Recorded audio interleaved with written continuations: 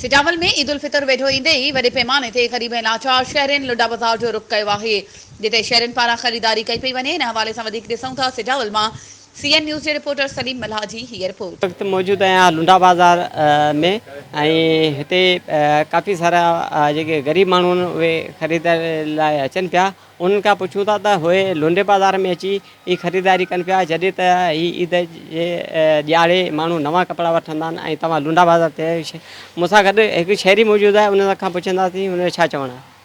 भाउ एतिरी महांगाई थी वई आहे जे नवां कपिड़ा त वठी कोन था सघूं। पोइ लुंडा बाज़ार में आई बचनि जा घर वारनि जा पंहिंजा सभु हितां इहो सस्ताई आहे, थोरी हितां था वठूं। बाक़ी हू त बाज़ार में इलाही महांगाई आहे, माण्हू घिड़ी कोन थो सघे अंदरि बाज़ार में। पोइ मिड़ी टाइम कढणो आहे ईद त बाक़ी ॿ टे ॾींहं बता आहिनि। उन्हनि खे ईद ॾियारे हे ई कपिड़ा पारायूं, इन्हनि मां ई टाइम पास करायूं। ऐं ज़रूरत इन ॻाल्हि जी त महांगाई ते कंट्रोल करे ग़रीब आवाम खे रिलीफ ॾिनो वञे, जीअं हे ग़रीब वीचारा नवां कपिड़ा पाए ईद मल्हाइनि।